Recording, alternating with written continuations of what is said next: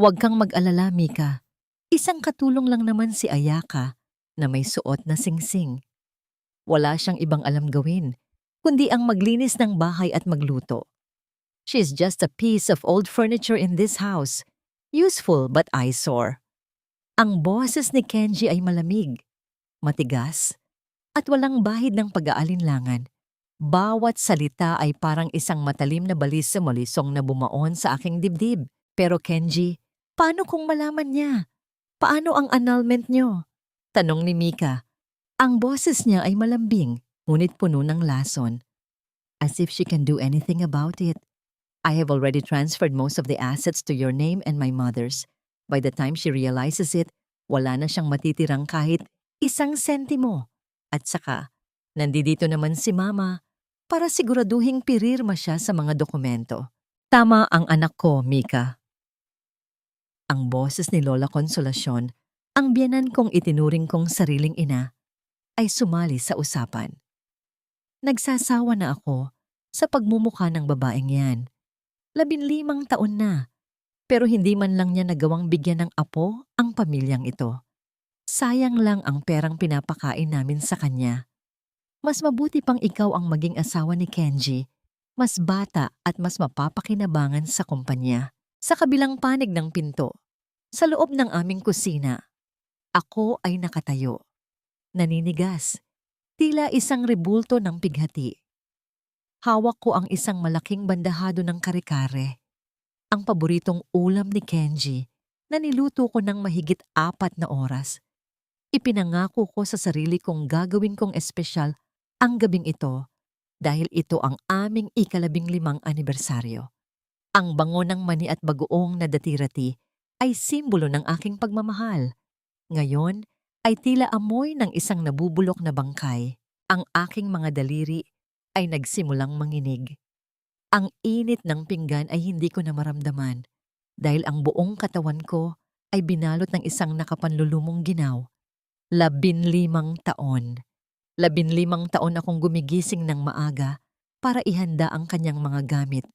15 taon kong tiniis ang pagod, ang puyat, at ang pangmamaliit ng ibang tao para lamang suportahan ang kanyang mga pangarap. Noong wala pa siyang pangalan, noong nagsisimula pa lang kaming magtinda sa palengke para may maipantayo ng kumpanya, ako ang nasa tabi niya. Ngunit ngayon, sa rurok ng kanyang tagumpay, ang tanging halaga ko na lamang pala ay isang lumang kasangkapan. Dahan-dahang lumuwag ang kapit ng aking mga kamay. Ang bandahadong seramika ay dulas na bumagsak sa sahig. Walang pasabog, walang hiyaw, kundi ang malakas na pagtama ng matigas na bagay sa semento na naging sanhi ng pagkakawatak-watak nito sa libu-libong piraso. Ang sarsa ng kare-kare ay kumalat sa aking paanan. Tila isang maduming mantsa sa aking malinis na dangal. Narinig ko ang biglang pagtigil ng kanilang tawanan sa loob ng silid. Ang katahimikan sa buong bahay ay naging nakabibingi. Ang aking lalamunan ay nanikip. Tila may nakabara na isang malaking bato na humaharang sa aking bawat paghinga. Hindi ako makagalaw. Hindi ko magawang humakbang palayo. Ang aking paningin ay nagsimulang lumabo dahil sa mga luhang pilit kong kinikimkim. Ngunit ang bawat patak na bumabagsak sa aking pisngi ay parang asidong natutunaw sa aking pagkatao. Sa mga sandaling iyon, ang lahat ng alaala ng aming pagsasama ay tila isang malaking kasinungalingan na biglang nabura. Ang mga halik, ang mga pangako sa ilalim ng buwan, ang bawat mahal kita na binibitawan niya tuwing gabi. Lahat ay naging abo sa harap ng katotohanan. Tumingin ako sa aking kaliwang kamay, sa gintong singsing na 15 taon kong iniingatan. Ito ang singsing na sumisimbolo sa aking katapatan, ngunit sa paningin nila, ito ay isang kadena lamang ng isang katulong. Isang tanong ang paulit-ulit na umalingaw-ngaw sa aking isipan sa gitna ng aking pagkawasak. Gaano nga ba kadali para sa isang tao na itapon ang lahat ng pinagsamahan para sa isang bagong pagnanasa? At sa likod ng bawat sakripisyong ibinigay ko para sa pamilyang ito, may natira pa nga ba para sa aking sarili? Narinig ko ang papalapit na mga yabag ng paa ni Kenji patungo sa kusina. Ang pinto ay bumukas. At doon, sa gitna ng mga basag na pinggan at talsik ng pagkain, nagtagpo ang aming mga mata. Ngunit sa pagkakataong ito, hindi na ako ang Ayaka na yumuyuko sa kanyang harapan. Sapat na ba ang 15 taon ng pagtitiis para mabayaran ang utang na loob na hindi ko naman dapat pasan? O ito na ang huling gabi na hahayaan kong tapakan nila ang aking puso sa sarili kong tahanan. Mag-impake ka na, Ayaka, at siguraduhin mong wala kang kukunin na hindi sa'yo. I want you out of this house in 30 minutes. Ang boses ni Kenji ay parang isang hatol ng kamatayan na binigkas sa gitna ng malamig na gabi. Nakatayo siya sa harap ko, maayos ang suot na polo, walang bahid ng dumi, habang ako ay nakaluhod pa rin sa sahig sa gitna ng natapong pagkain at basag na seramika. Ang lalaking pinangakuan ko ng habambuhay, ang lalaking binuo ko mula sa kawalan, ay hindi man lang ako tinulungan na tumayo. Sa halip, ang kanyang tingin ay puno ng pagkadiri.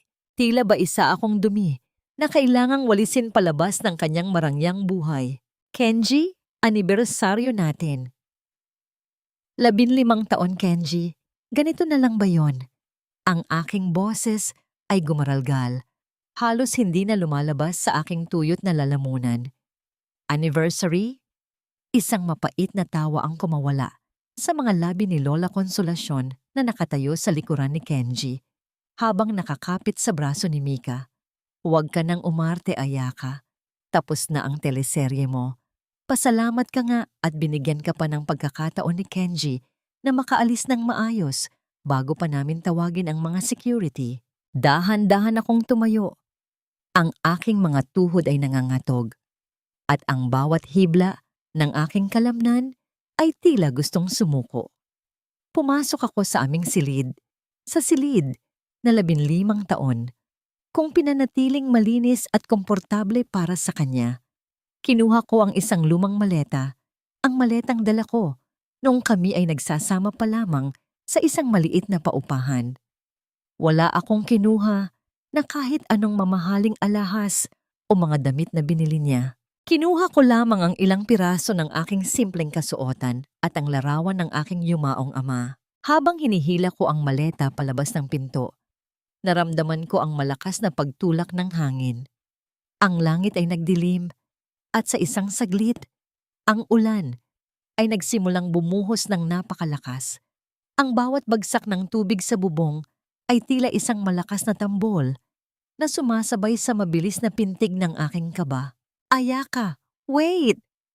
Tawag ni Mika na may mapanguyam ng ngiti sa kanyang mga labi. You forgot this. Inihagis niya sa aking paanan ang isang basang-basahan. You might need that to wipe your tears. Bagay na bagay sa iyo ang magmakaawa sa lansangan. Hindi ko sila sinagot. Lumakad ako palabas ng gate ng aming subdivision nang hindi man lang lumingon. Ang bawat hakbang ko ay mabigat. Ang aking mga sapatos ay unti-unting napupuno ng tubig. At ang aking manipis na blusa ay dumidikit na sa aking nanginginig na katawan. Ang lamig ng ulan ay tumatagos hanggang sa aking mga buto. Ngunit mas matindi ang lamig na nararamdaman ko sa aking puso. Nagpunta ako sa bahay ng aking matalik na kaibigang si Beth. Siya na lang ang tanging inaasahan ko. Ngunit nang buksan niya ang pinto, ang kanyang muka ay hindi kakitaan ng awa, kundi ng pag-aalinlangan at galit. Beth, please, kailangan ko lang ng matutuluyan ngayong gabi. Pagsusuma mo ko, pasensya na, Ayaka. Malamig na tugon ni Beth. Tumawag sa akin si Kenji kanina. Sinabi niya ang lahat. Hindi ko akalain na nagawa mo siyang lokohin at magnakaw sa kumpanya niya para sa ibang lalaki. Huwag mo na kaming idamay sa gulo mo.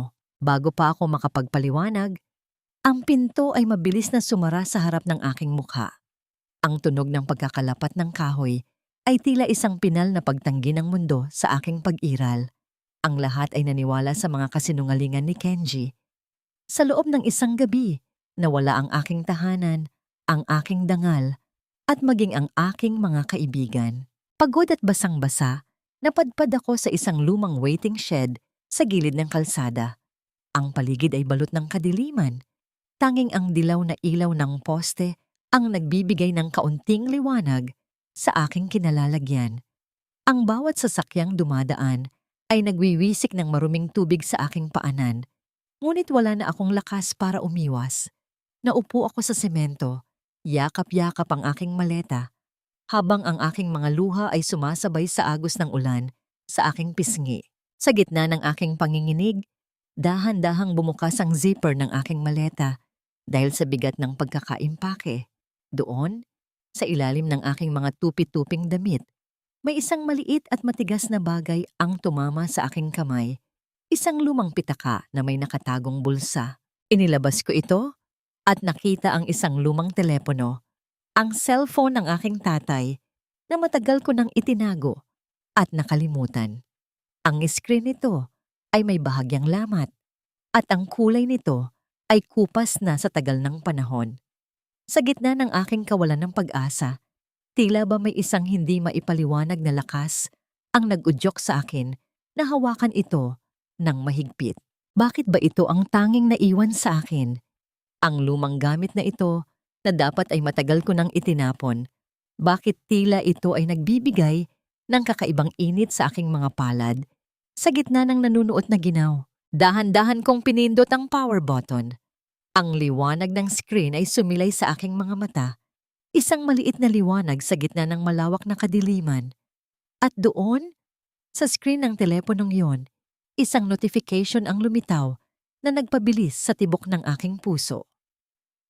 Isang mensaheng nakatago sa loob ng mahabang panahon. Isang lihim na hindi ko inaasahang babago sa takbo ng aking tadhana. Maaari pa nga ba akong bumangon mula sa putik na ito? O sadyang dito na magtatapos ang kwento ng isang babaeng naniwala sa maling pag-ibig? Anak, huwag kang masyadong magtiwala kay Kenji. May itinatago siyang kadiliman sa likod ng kanyang mga ngiti. Sana ay mali ako. Pero kung dumating ang araw na saktan ka niya, buksan mo ang folder na ito. Dito nakatago ang kaligtasan mo. Ang boses ng aking ama ay gumaralgal mula sa maliit na speaker ng lumang telepono. Ang tunog ay may kasamang bahagyang ingay ng hangin. Tila ba palihim niya itong inirecord nung mga huling buwan bago siya pumanaw. Napahagulgol ako sa gitna ng dilim. Ang bawat salita ni tatay ay parang isang mainit na yakap na pilit kong inaabot sa gitna ng napakalamig na gabi. 15 taon. 15 taon kong binaliwala ang mga babala ni tatay dahil naniwala ako na ang pag-ibig ni Kenji ay sapat na para baguhin ang lahat. Ngayon, sa gitna ng malakas na ulan, sa ilalim ng isang butas-butas na waiting shed, ang aking kamangmangan ay naging isang matalim na latigo na humahagupit sa aking konsensya. Dahan-dahang gumalaw ang aking mga daliri sa screen ng telepono. Kahit na malabo na ang mga kulay nito, malinaw na lumitaw ang isang folder na may pamagat na para kay Ayaka. Sa loob nito ay may mga litrato ng mga dokumento, mga kontrata na may petsang bago pa kami ikasal ni Kenji. Habang binabasa ko ang bawat detalye, ang aking puso ay tila pinipiga ng isang dambuhalang kamay. Ang kumpanyang pinaghirapan ni tatay, ang kumpanyang sinabi ni Kenji na nalugi, kaya kailangan naming ibenta ang lahat, ay hindi pala nalugi. Palihim itong inilipat ni Kenji sa isang ghost company bago pa man mamatay si tatay. Ang lahat ng luha na iniyak ko nung mamatay ang aking ama, ang lahat ng hirap na tiniis ko para makabangon kaming muli ni Kenji, lahat ng iyon ay bahagi ng isang napakalaking palabas. Patawad tatay, patawad dahil hindi ako naniwala sa'yo. Bulong ko sa hangin, kasabay ng pagsabog ng bagong bugso ng yak. Nanginginig ang aking buong katawan habang tinitingnan ko ang isa pang file. Isang listahan ng mga pangalan ng mga tao na may malaking utang na loob sa aking ama. Sa pinakataas ng listahan, nakasulat ang isang pangalan na naging sanhi ng panandaliang paghinto ng aking paghinga. Chairman Tanaka ng Tanaka International. May nakalakip na isang voice note sa tabi ng pangalang iyon. Pinindot ko ito nang may halong kaba at pag-asa. Ayaka, ang Chairman Tanaka, siya ang tanging tao na makakatulong sa'yo kung sakaling makuha ni Kenji ang lahat. Iligtas mo ang iyong sarili, anak. Huwag mong hahayaang manalo ang kasamaan. Ang liwanag mula sa telepono ay tumatama sa aking basang mukha. Sa gitna ng aking pagkawasak, isang kakaibang apoy ang nagsimulang mag-alab sa aking kalooban. Ang Ayaka na mahina, ang Ayaka na sunod-sunuran, ay tila unti-unting namamatay kasabay ng bawat patak ng ulan.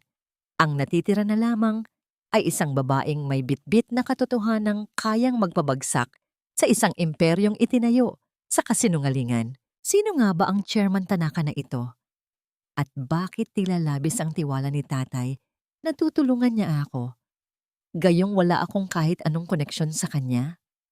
Habang tinitingnan ko ang huling mensahe sa inbox, nakita ko ang isang hindi pa nabubuksang email na may subject na The Final Gift for the True Heir. Ang petsa ng pagkakasulat nito ay 3 araw bago ang aksidenteng kumitil sa buhay ni tatay. Ang aking paningin ay tumalim. Ang lamig ng gabi ay hindi ko na ininda. Kung iniisip ni Kenji at ng kanyang ina na tapos na ang laban, nagkakamali sila. Hindi pa nila alam na ang basahan na itinapon nila sa lansangan ay may hawak na susi na wawasak sa lahat ng kanilang pinaghirapan. Ngunit paano ako makakarating sa chairman na ito nang walang pera, walang kaibigan, at may sirang pangalan? Sapat na ba ang isang lumang telepono para mabawi ang lahat ng ninakaw sa akin? O ito ba ay isa lamang panibagong patibong na magdadala sa akin sa mas malalim pang hukay? Ayaka, anak, tignan mo ang sarili mo. Masyado kang naging matigas ang ulo, kaya heto ang napala mo. Masakit para sa akin na makita kang naghihirap sa ganitong maduming dampa. Ang boses ni Lola Consolacion ay puno ng kunwaring awa. Ngunit ang kanyang mga mata ay malikot na lumilibot sa maliit at amoy amag na kwarto ng mumurahing lodging house na tinutuluyan ko. Nakasuot siya ng mamahaling terno. Ang bawat hiyas sa kanyang leeg ay kumikinang mga hiyas na ako ang bumili gamit ang perang pinaghirapan ko sa kumpanya bilang pasasalamat sa pagtanggap niya sa akin sa kanilang pamilya. Mama, bakit po kayo nandito? Halos pabulong kong tanong. Ang aking mga kamay ay pilit na itinatago sa ilalim ng lamesa dahil sa panginginig, 15 taon. 15 taon ko siyang pinagsilbihan na parang tunay na ina. Gabi-gabi ko siyang minamasahe, tinitiis ang kanyang mga sumbat at sumpong. Iniisip na bahagi iyon ng pagiging isang mabuting asawa at menugang. Ngunit ang bawat haplos ng kanyang kamay sa aking balikat ngayon ay tila ba gumagapang na uod na nagbibigay sa akin ng kilabot. Nandito ako dahil nag-aalala ako sa iyo, Ayaka.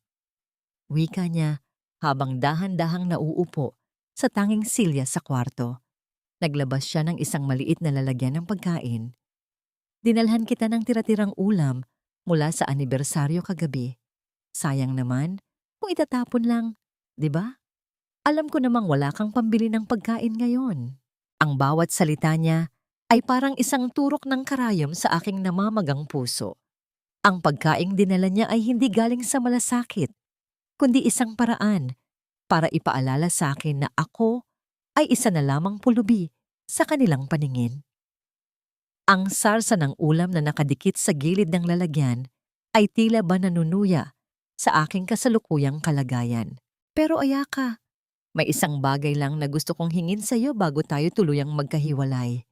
Pagpapatuloy niya, ang kanyang tinig ay naging mas malambing ngunit mas mapanganib. Iyong kwintas na pamana ng nanay mo, iyong may malaking diamante. Hindi ba't sabi mo ay para iyon sa magiging apo ko?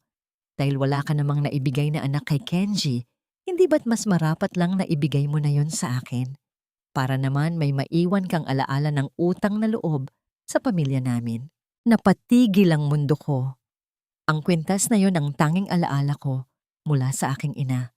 Ito ang aking huling kayamanan Ang aking huling koneksyon sa aking pagkatao bago ko nakilala si Kenji.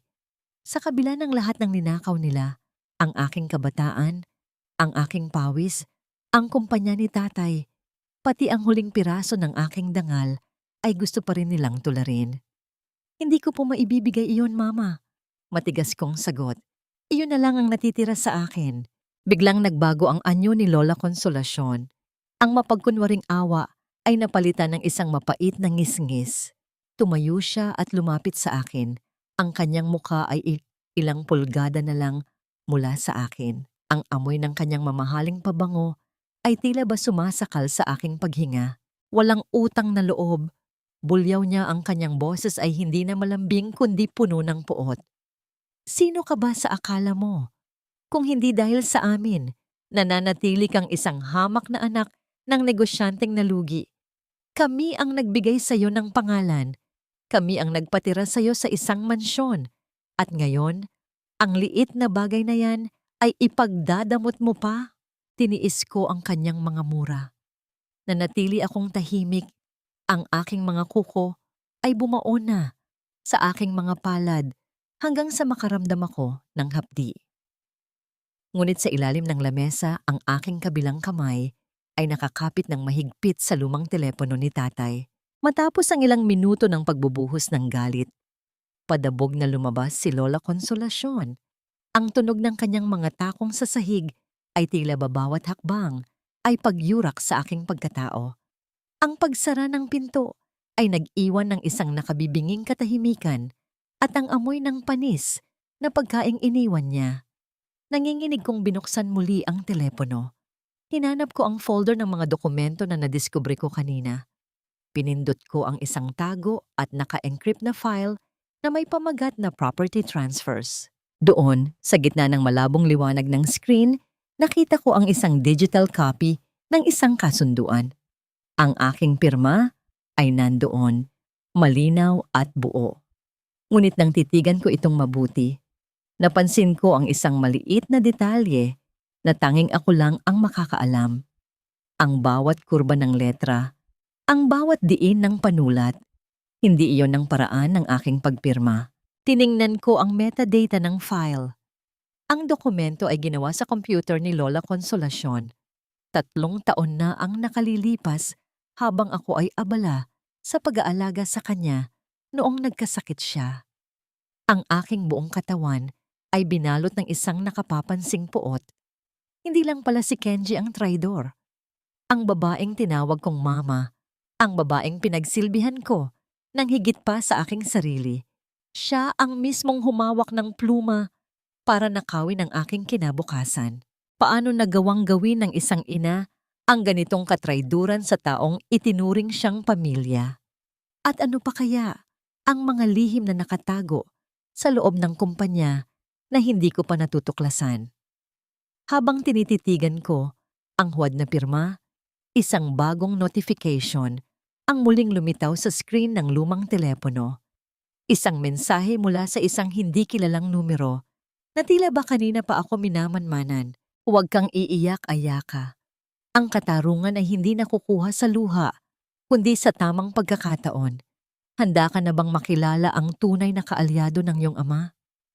Sino ang nagpadala ng mensaheng ito? At paano niya nalaman ang aking kinaroroonan sa gitna ng masukal na lunsod na ito? Security! Bakit hinayaan ninyong makapasok ang babaeng ito? Hindi ba't malinaw ang utos ni Kenji? Any unauthorized person, lalo na ang mga taong wala ng koneksyon sa kumpanya, ay hindi dapat tinotolerate dito sa lobby. Ang boses ni Mika ay matinis, puno ng awtoridad na hindi naman sa kanya, at umaalingaw-ngaw sa malawak na lobby ng kumpanyang itinayo ng aking ama. Nakatayo siya sa gitna ng marmol na sahig, suot ang isang mamahaling pulang damit na tila ba sumisimbolo sa tagumpay ng kanyang pag-agaw sa lahat ng sa akin. Ang bawat mata ng mga empleyado, mga taong dati ay yumuyuko sa akin ng may paggalang, ay nakatuon ngayon sa aking basang anyo. Nakatayo ako roon, bit-bit ang isang maliit na karton. Narito ako para kunin ang huling mahahalagang gamit ko sa aking dating opisina, ang maliit na plaka ng pangalan ni tatay at ang isang tuyong halaman na ako mismo ang nag-alaga sa loob ng maraming taon. Ang bawat sulok ng gusaling ito ay pamilyar sa akin. Alam ko kung saang pader nakabaon ang mga pangarap ni tatay at kung saang sahig bumuhos ang aking pagod para tulungan si Kenji na palaguin ang negosyong ito. Mika, kukunin ko lang ang mga personal kong gamit. Hindi ako magtatagal. Mahinahon kong sagot, bagaman ang aking dibdib ay tila sasabog sa tindi ng kaba at kahihiyan. Personal na gamit? Isang mapang-uyam na tawa ang kumawala kay Mika. Lumapit siya sa akin. Ang bawat hakbang ng kanyang matutulis na sapatos ay tila ba pagtusok sa aking pagkatao. Everything in this building belongs to the company. At ang kumpanyang ito ay pag-aari na ni Kenji. So technically, wala kang pag-aari dito, Ayaka. You are just a part of the history that we want to erase. Biglang kinuha ni Mika ang karton na hawak ko. Sa isang mabilis na galaw, binaligtad niya ito. Ang plaka ng aking ama ay bumagsak sa malamig na marmol. Lumikha ng isang malungkot na tunog ng pagtama ng metal sa bato. Ang paso ng aking halaman ay nabasag at ang tuyong lupa ay kumalat sa malinis na sahig. Look at this mess. Wika ni Mika habang dahan-dahang tinatapak-tapakan ng lupa at ang tuyong dahon ng aking halaman. Parang ikaw lang, Ayaka. Marumi, tuyo, at wala ng pakinabang. Guard, ilabas na ang basurang ito. Naramdaman ko ang paghawak ng dalawang gwardiya sa aking mga braso. Ang aking lalamunan ay nanikip. Tumingin ako sa paligid. Umaasa na may isang boses na magtatanggol sa akin. Nakita ko si Mang Tasyo, ang matandang janitor na nakasama ni tatay mula sa simula. Nakita ko ang lungkot sa kanyang mga mata, ngunit mabilis siyang umiwas ng tingin at nagkunwaring abala sa pagwawalis. Ang takot sa kanilang mga muka ay mas masakit pa kaysa sa pagtataboy ni Mika. Habang hinihila ako palabas, nakita ko si Kenji na nakatayo sa itaas ng balkonahe, nakatingin sa akin mula sa malayo. Walang emosyon ang kanyang mukha. Hindi niya ako tinulungan, hindi niya pinigilan si Mika. Para siyang isang hari na nanonood sa pagpaparusa sa isang rebelding alipin. Nang marating namin ang labas ng gusali, marahas akong binitawan ng mga guwardiya. Bumagsak ako sa semento, ang aking mga palad ay nagasgas at naramdaman ko ang hapdi ng sugat. Ang ulan ay muling nagsimulang pumatak. Tila ba nakikiramay sa aking panibagong pagkatalo. Pinulot ko ang plaka ni tatay na inihagis ng isa sa mga gwardiya sa tabi ko. May lamat na ito, ngunit mahigpit ko itong nirekap sa aking dibdib. Ang init ng aking galit ay unti-unting lumalamap sa lamig ng ulan. Sa gitna ng aking pagluha, ang lumang telepono sa aking bulsa ay muling nag-vibrate. Hindi ito isang text message, kundi isang tawag mula sa isang unknown number. Nanginginig kong sinagot ang tawag. Hello? Ang boses ko ay halos pabulong. Ayaka-san. Isang malalim at baritonong boses ang sumagot mula sa kabilang linya. Ang pananalita niya ay may halong puntong Hapon, ngunit bihasa sa Tagalog. Huwag kang tumingin sa paligid. May itim na sasakyang nakaparada sa tapat ng kalsada.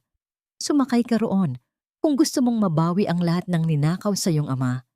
Ang oras ay hindi naghihintay para sa mga biktima. Napatitig ako sa itim na sasakyang may madidilim na bintana na dahan-dahang huminto sa aking tapat. Sino ang taong ito? Ito na ba ang kinatatakutan kong patibong ni Kenji para tuluyan akong iligpit? O ito na ang pintuan patungo sa katarungang matagal ko nang hinihintay? Tumingin ako sa gusali ng kumpanya sa anino ni Kenji na unti-unti nang nawawala sa loob. Isang malalim na buntong hininga ang aking pinakawalan. Wala na akong dapat pang mawala. Tumayo ako. Pinagpaga ng aking basang damit at humakbang patungo sa mahiwagang sasakyan. Hindi ko alam kung saan ako dadalhin ng desisyong ito. Ngunit ang tanging sigurado ko ay hindi na muling babalik ang mahinang Ayaka na kanilang niyuyurakan. Sino ang naghihintay sa loob ng sasakyang yon? At anong kapalit ang hihingin nila para sa aking paghihiganti? Hindi lang pera ang ninakaw niya sa iyo, Ayaka-san. Ninakaw niya ang bawat segundo ng iyong buhay na dapat sana ay puno ng ligaya. Ang mga salitang yon mula kay Attorney Hirochi ay tila isang malamig na tubig na ibinuhos sa aking nag-aapoy na pakiramdam. Nakaupo ako sa loob ng marangyang sasakyan. Ang bawat sulok nito ay amoy mamahaling balat at bago. Ngunit ang aking isipan ay pilit na bumabalik sa nakaraan. 5 taon. Ipinakita sa akin ni Attorney Hirochi ang isang digital folder mula sa lumang telepono ni tatay na matagumpay niyang na-access gamit ang isang tablet. Doon, nakita ko ang mga litrato ni Kenji at Mika na masayang nagbabakasyon sa ibang bansa noong mga panahong sinasabi ni Kenji na kailangan niyang mag-overtime dahil malapit nang malugi ang kumpanya. Naalala ko ang gabing iyon, 5 taon na ang nakalilipas. Ipinagbili ko ang aking mga paboritong hikaw na bigay ng aking ina para lamang may maibigay na puhunan kay Kenji.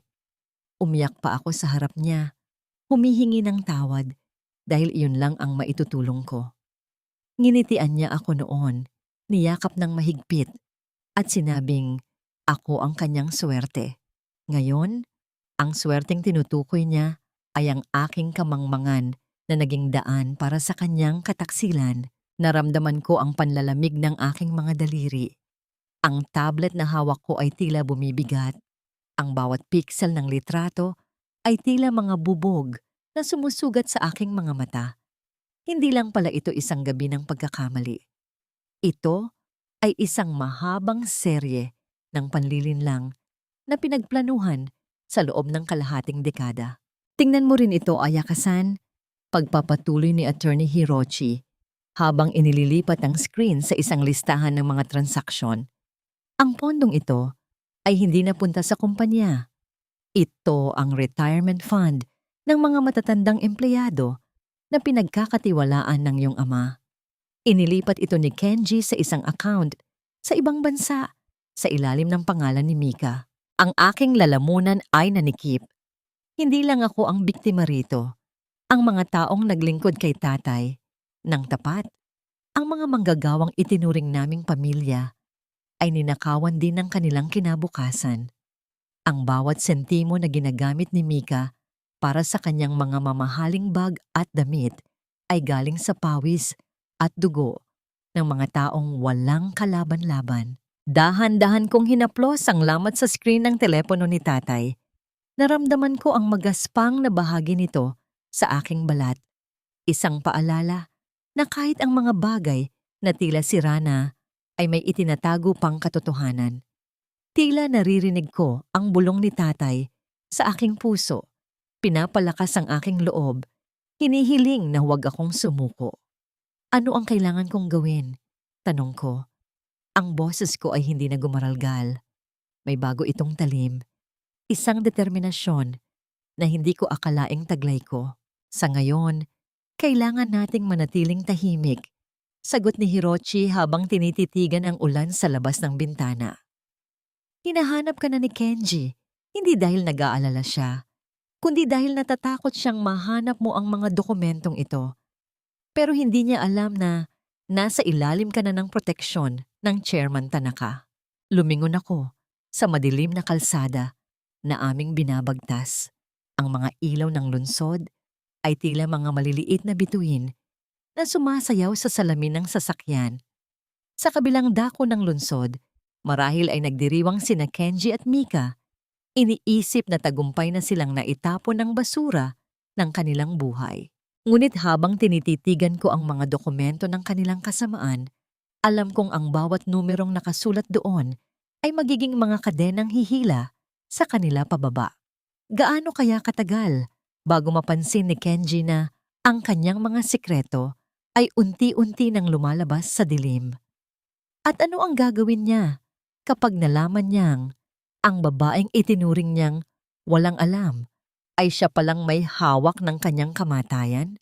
Ang utang na loob ay hindi nababayaran ng pera, Ayaka-san. Ito ay binabayaran ng katapatan hanggang sa huling hininga ng buhay. Ang boses na yon ay hindi nanggaling kay Attorney Hirochi, kundi mula sa isang matandang lalaki na nakaupo sa likod ng isang makapal na tabing na gawa sa kawayan. Narito kami, sa loob ng isang lihim na silid, sa isang tradisyonal na bahay hapon na nakatago sa gitna ng ingay ng Metro Manila. Ang bango ng insenso at ang sariwang amoy ng tsaang luntian ay bumabalot sa paligid, isang matinding kaibahan sa amoy ng imburnal at usok ng kalsada na kinalugmukan ko kagabi. Dahan-dahang hinawi ni Attorney Hirochi ang tabing. Doon ko nakita ang isang lalaking may maputing buhok, suot ang isang itim na kimono, at may mga matang tila nakakakita sa kaibuturan ng aking kaluluwa. Siya si Chairman Tanaka, ang lalaking binanggit ni tatay sa kanyang huling habilin, Ayaka-san. Tawag niya sa aking pangalan. Ang kanyang boses ay may dalang bigat ng kasaysayan. Alam mo ba kung bakit kita tinutulungan? Noong kabataan namin, ang iyong ama ang nagligtas sa akin mula sa isang malaking iskandalo na maaaring nagpabagsak sa aking pamilya. Hindi siya humingi ng kahit anong kapalit. Ang sabi lang niya, ingatan mo ang iyong dangal, Tanaka. At yun ang itinanim ko sa aking puso. Naramdaman ko ang mabilis na pagtibok ng aking puso. Ang bawat salita niya ay tila isang haplos sa aking sugatang pagkatao. Ang aking ama, ang lalaking inakala kong isang simpleng negosyante lang, ay nagtanim pala ng mga binhi ng kabutihan na ngayon ay nagbubunga sa oras ng aking pinakamitinding pangangailangan. Pero Chairman, isa lang po akong may bahay. Bulong ko habang nakayuko. Tiningnan ko ang aking mga palad na may mga gasgas pa mula sa pagkakabagsak ko sa lobby ng kumpanya. Wala akong alam sa kapangyarihan. Wala akong alam sa digmaan ng mga negosyo. Ang kapangyarihan ay hindi natututunan sa libro, Ayaka-san. Tugon ni Tanaka habang dahan-dahang ibinababa ang kanyang tasa ng tsaa. Ito ay nagmumula sa sakit na iyong pinagdaanan. Ang bawat luha na pumatak sa iyong pisngi ay nagsilbing apoy na magpapatigas sa iyong kalooban. Ang kailangan mo lang ay ang pagkakataon na ipakita sa kanila kung sino ang tunay na tagapagmana ng dangal ni Chairman Sato. Inilapag ni Attorney Hirochi ang isang itim na envelope sa aking harapan. Nang buksan ko ito, nakita ko ang isang sertipiko ng pagmamay-ari ng mga shares sa Tanaka International na nakapangalan sa akin. Ngunit hindi lang iyon. Mayroon ding mga dokumento na nagpapatunay na ang lupang kinatatayuan ng mansyon ni Kenji ay nananatiling nakapangalan sa aking ama at hindi kailanman nailipat ng legal. Ang aking paghinga ay naging mababaw. Ang lahat ng pagmamalaki ni Kenji, ang lahat ng pang-aalipusta ni Mika ay nakatayo lamang sa isang pundasyong gawa sa buhangin. Isang maling galaw ko lang at guguho ang lahat ng kanilang tinatamasa. Ang desisyon ay nasa iyo, Ayaka-san, wika ni Tanaka habang tinititigan ang dahan-dahang pagbagsak ng mga dahon sa hardin sa labas. Maari kang manatiling biktima at hayaan silang manalo. O maaari mong tanggapin ang aking kamay at babaguhin natin ang daloy ng tadhana. Ngunit babalaan kita, kapag pumasok ka sa pintuang ito, hindi ka na maaaring bumalik sa pagiging mahinang babae na kanilang niyurakan. Huminga ako ng malalim. Naalala ko ang mukha ni Kenji habang pinapanood akong kaladkarin palabas. Naalala ko ang tawa ni Mika habang tinatapakan ng aking halaman. Ang bawat alaala ay naging isang matalim na sibat sa aking dibdib. Ngunit sa pagkakataong ito, hindi na ito masakit. Ito ay naging isang malamig na determinasyon. Handa na po ako, sabi ko. Ang aking boses ay buo at walang pag-aalinlangan. Ngunit habang tinititigan ko ang mga dokumento, isang pamilyar na pangalan sa listahan ng mga board members ng Tanaka International ang nakakuha ng aking atensyon. Isang pangalan na naging dahilan ng aking panlalamig. Bakit ang taong pinagkakatiwalaan ni Kenji sa kanyang mga ilegal na transaksyon ay nandito rin sa panig ni Chairman Tanaka? Ito ba ay isang tulay patungo sa tagumpay? O isang traidor na naghihintay lang ng tamang pagkakataon para ako ay iligpit?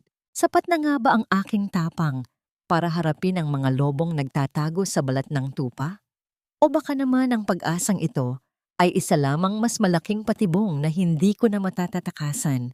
Huwag mong tignan ang sarili mo bilang biktima, Ayaka-san.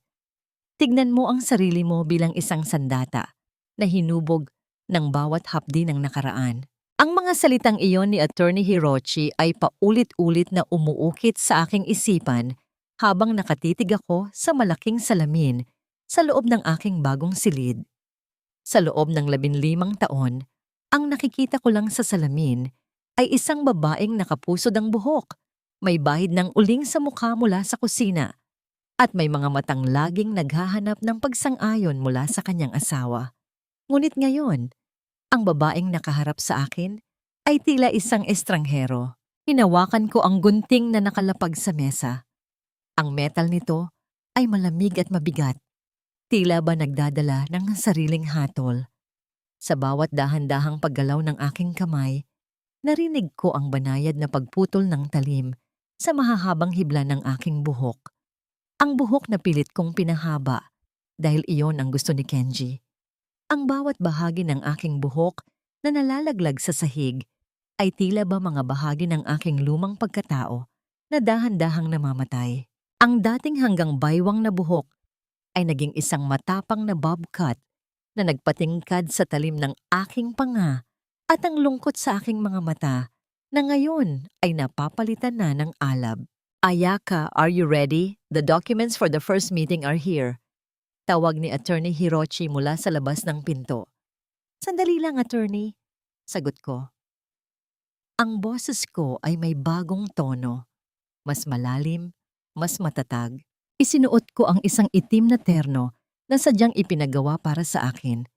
Ang tela nito ay dekalidad at mahigpit na yumayakap sa aking katawan, tila ba nagsisilbing baluti laban sa mundo. Sa loob ng 3 linggo sa ilalim ng pangangalaga ni Chairman Tanaka, hindi lang ang aking hitsura ang nagbago. Araw-gabi ay binabasa ko ang mga financial reports, pinag-aaralan ang bawat galaw ng merkado, at inuunawa ang bawat butas sa kumpanyang itinayo ng aking ama na ngayon ay unti-unti nang binubulok ni Kenji. Ang unang hakbang ng aking pagbangon ay hindi sa loob ng boardroom, kundi sa isang maliit na karinderya sa tapat ng lumang pabrika. Doon ko pinuntahan si Mang Rodel, ang dating pinuno ng unyon ng mga manggagawa na ilegal na tinanggal ni Kenji noong nakaraang taon. Ma'am Ayaka, kayo po ba talaga yan? Gulat na tanong ni Mang Rodel. Ang kanyang mga kamay na puno ng kalyo ay nanginginig habang hawak ang baso ng kape. Ako nga ito, Mang Rodel. At nandito ako dahil alam ko ang ginawa ni Kenji sa retirement fund ninyo. Direkta kong pahayag. Nakita ko ang pagdaan ng sakit at galit sa kanyang mga mata. Sa bawat detalye ng pagnanakaw ni Kenji na aking ibinubunyag, ang bawat piraso ng ebidensya mula sa lumang telepono ni tatay ay tila ba nagbubukas ng mga sugat na matagal nang pilit na kinakalimutan ng mga taong ito. Akala namin ay wala na kaming pag-asa, bulong ni Mang Rodel. Ang kanyang boses ay puno ng emosyon. Akala namin ay tuluyan na kaming tinalikuran ng pamilya Sato. Hindi kailanman kayo tinalikuran ni tatay at hindi ko rin kayo tatalikuran. Pangako ko sa kanya habang hinahawakan ng kanyang magaspang na kamay. Gusto kong tipunin mo ang lahat ng mga biktima. Sabihin mo sa kanila, ang tunay na tagapagmana ay nagbabalik na para maningil. Habang pabalik ako sa opisina ni Chairman Tanaka, naramdaman ko ang bawat pintig ng aking puso na tila ba isang tambol na naghahanda para sa isang malaking digmaan. Sa bawat hakbang ng aking matataas na takong sa semento, nararamdaman ko ang bigat ng responsibilidad na aking pasan. Ngunit sa kabila ng aking determinasyon, isang tawag mula kay Attorney Hiroshi ang nagpatigil sa aking mundo. Ayaka-san, may balita mula sa kumpanya. Nagkakagulo na sa loob. Nag-freeze ang lahat ng major contracts ni Kenji dahil sa isang technical error sa system na tanging niyang access code Nang iyong ama lang ang makakaayos. At alam ni Kenji na nasa iyo ang telepono na naglalaman ng code na yon. Ang aking paghinga ay naging mabilis. Alam ko na ang susunod niyang hakbang. Hindi na siya gagamit ng mga salita o abogado. Kapag ang isang lobo ay nasusukol at nawawalan ng makakain, nagiging mas mapanganib ito. Nahanap na niya ang kinaroroonan mo, Ayaka. Seryosong babala ni Hirochi. And he's not coming alone. He's bringing Mika and his mother to confront you. Are you truly prepared to face the people who destroyed your soul, even if they use the only weakness you have left? Tumingin ako sa labas ng bintana, sa papalubog na araw na nagkukulay dugo sa kalangitan. Sino ang babaeng haharap sa kanila mamaya? Ang asawang laging umiiyak? O ang reynang handang sunugin ang kaharian para lamang sa katarungan? Ibalik mo sa akin ang access code, Sayaka. Huwag mong subukan ang pasensya ko dahil hindi mo alam kung ano ang kaya kong gawin. Ang boses ni Kenji ay umalingaw-ngaw sa malawak na lobby ng Tanaka International, puno ng pait at desperasyon. Wala na ang maayos at kalmadong Kenji na kilala ng lahat. Ang kanyang polo ay lukot-lukot. Ang kanyang buhok ay magulo at ang kanyang mga mata ay naniningkit sa galit. Sa tabi niya, si Mika ay tila isang basang sisiw na pilit nagtatago sa likod ng kanyang mamahaling designer bag, habang si Lola Consolacion ay panayang paypay. Ang muka ay namumula sa tindi ng init ng ulo. Dahan-dahan akong lumabas mula sa elevator. Ang bawat hakbang ng aking suot na takong sa makintab na sahig ay tila isang matatag na ritmo ng aking paniningil. Nang makita nila ako, sandaling natigilan ang mundo. Ang kanilang mga bibig ay tila hindi makapaniwala sa nakikita. Wala na ang Ayaka na madungis at basang-basa sa ulan. Ang kaharap nila ngayon ay isang babaeng ang tindig ay tila isang bundok na hindi matitibag ng kahit anong bagyo. Ang access codes na tinutukoy mo, Kenji, ay hindi para sa mga magnanakaw. Mahinahon kong sagot. Ang aking tinig ay malamig, walang emosyon, tila isang hanging galing sa kabundukan na nagdadala ng babala ng taglamig. Huwag kang mapagmataas, Sayaka. Bulyaw ni Lola Consolacion. Ang kanyang mga daliring puno ng gintong singsing ay itinuro sa aking mukha. Akala mo ba ay kung sino ka na? Dahil lang nakahanap ka ng matandang hapon na magpapatira sa'yo? Utang mo sa amin ang lahat. Kung hindi dahil sa pamilya namin, nabulok ka na sa hirap. Napangiti ako ng bahagya. Isang ngiting walang saya, kundi puno ng pang-uuyam. Ang perang ginamit nyo para sa mansyon, para sa mga biyahe nyo sa Europe, at para sa mga alahas na suot nyo ngayon. Lahat ng iyon ay galing sa pawis ng tatay ko at sa retirement fund ng mga taong pinagkakatiwalaan niya. Sino ngayon ang may utang na loob, Mama? You're ruining everything, Ayaka. Sigaw ni Mika, ang kanyang boses ay nanginginig sa takot. Dahil sa ginawa mo, lahat ng investors ay nag-uumpisa ng mag-pull out. Ang daming utang ng kumpanya na kailangang bayaran. Do you want us all to rot in the streets? Lumapit ako sa kanila hanggang sa maamoy ko ang hinalo-halong bango ng kanilang mga pabango na tila ba nakakasulasok sa aking pangamoy. Kinuha ko ang isang maliit na pouch mula sa aking bulsa at dahan-dahang inilapag sa palad ni Kenji. Nang buksan niya ito, ang kanyang mukha ay namutla. Sa loob ng pouch ay isang piraso ng basag na seramika. Isang bahagi ng platong naglalaman ng kare-kare sa gabi ng aming anibersaryo. Iyan ang iniwan niyo sa akin noong gabing itinapon niyo ako sa ulan. Bulong ko sa kanyang pandinig. Ang bawat lamat niyan ay simbolo ng bawat sakripisyong binaliwalan niyo. Ngayon, Kenji, lasapin mo ang lasa ng sarili mong kataksilan. Biglang tumunog ang telepono ni Kenji. Ang bawat vibration nito sa kanyang kamay ay tila ba isang babala ng paparating na sakuna. Nang sagutin niya ito, narinig ko ang boses ng kanyang sekretarya na punong-puno ng takot. Sir Kenji, nandito po ang mga taga Bureau of Internal Revenue At ang audit team ng Tanaka International, meron silang court order para kumpiskahin ang lahat ng computer at records ng kumpanya. Ngayon na po, ang telepono ay dahan-dahang nalaglag mula sa kamay ni Kenji. Ang tunog ng pagbagsak nito sa sahig ay tila ang huling hininga ng kanyang imperyo. Tumingin siya sa akin. Ang kanyang mga mata ay puno ng pagmakaawa at takot. Ang dating lobo ay naging isang asong ligaw na wala nang mapuntahan. Ayaka, please, mag-usap tayo. Pabulong niyang pagsusumamo. Ngunit bago pa siya makalapit, hinarangan na siya ng mga tauhan ni Chairman Tanaka. Tinalikuran ko sila nang walang pag-aalinlangan. Habang naglalakad ako palayo, narinig ko ang malakas na pagtatalo ni Mika at Lola Consolacion. Sinisisi nila ang isa't isa. Ang kanilang kasakiman ay unti-unti na silang kinakain ng buhay. Sa aking pag-akyat muli sa elevator, isang kakaibang pakiramdam ang bumalot sa akin. Ito na ba ang tagumpay? Bakit tila may kulang pa rin sa aking puso? Isang misteryosong dokumento ang nakalapag sa aking mesa pagbalik ko sa opisina.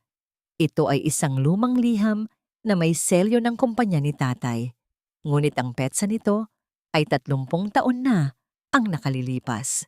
At ang pangalang nakasulat sa ilalim bilang saksi sa isang sikretong kasunduan ay hindi ang pangalan ni Chairman Tanaka. Sino ang taong ito na matagal nang nagtatago sa anino ng kasaysayan ng aming pamilya? At ano ang kinalaman niya sa biglang pagyaman ni Kenji noong kami ay bago pa lamang kasal?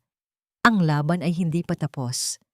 Ang mga barya ng kataksilan ay mas marami pa pala kaysa sa aking inakala. How dare you show your face here, Ayaka? Akala mo ba? Dahil lang nakasuot ka ng mamahaling damit ay kabilang ka na sa mundong ito? You are nothing but a desperate ex-wife trying to steal the spotlight. Ang matinis na boses ni Mika ay parang isang gasgas na plaka na sumisira sa maringal na katahimikan ng Manila Hotel Ballroom. Nakasuot siya ng isang makinang na itim na gown. Pilit na ipinapakita ang kanyang ganda. Ngunit ang kanyang mga mata ay puno ng takot na pilit niyang itinatago sa likod ng makapal na makeup. Sa tabi niya, si Kenji ay nakatayo ng matigas. Ang kanyang mukha ay namumutla habang ang mga mata ng mga pinaka-impluwensyadong negosyante sa bansa ay nakatuon sa aming tatlo. Huminga ako ng malalim, hinahayaan ang lamig ng aircon na humaplos sa aking balat. Naalala ko ang maraming gabi na ako ang nag-aayos ng kurbata ni Kenji para sa mga ganitong okasyon habang ako ay naiiwan sa bahay para magbantay sa kanyang pagbabalik. Naalala ko ang bawat sakripisyo ko para magmukha siyang kagalang-galang sa paningin ng iba. Ang bawat butil ng pawis ko ang nagbayad para sa kumpanyang ipinagmamalaki niya ngayon. Mika, ang kabilang sa mundong ito ay hindi nasusukat sa ningning ng suot, kundi sa linis ng dangal. Mahinahon kong sagot. Ang aking boses ay hindi sumisigaw, ngunit bawat salita ay may dalang bigat na tila ba isang dambuhalang alon na dahan-dahang lumulunod sa kanila.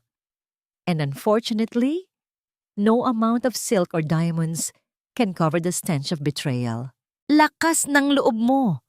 Singal ni Lola Consolacion na biglang sumulpot mula sa karamihan. Ang kanyang mga daliri ay nanginginig sa galit.